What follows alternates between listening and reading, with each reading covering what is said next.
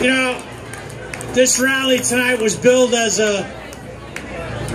the celebration of the 25th anniversary of the '89 strike. Well, there's two things about the '89 strike. Well, there's a lot of things, but there's two things about the '89 strike that are emblazoned in my brain that I will never, ever in my lifetime forget.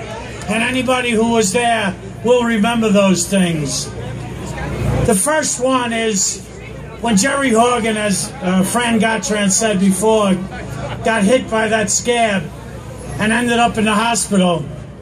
I was a much younger CWA representative at the time, and the then president of NYNEX decided he was going to go to the hospital where Jerry was taken to see how he was.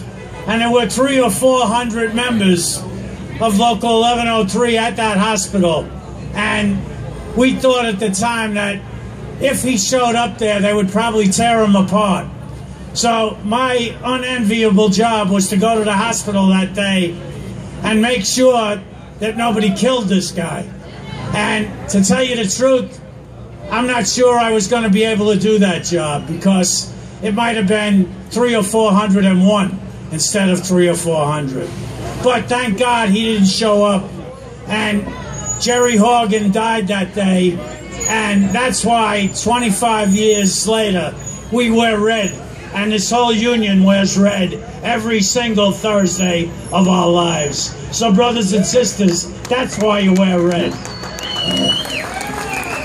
The other thing I will remember for the rest of my life is at Jerry Horgan's funeral.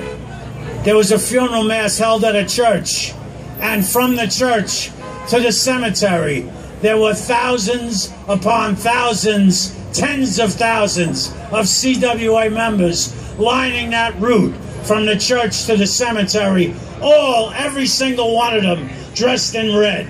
So brothers and sisters, you should never forget that either, even if you weren't there.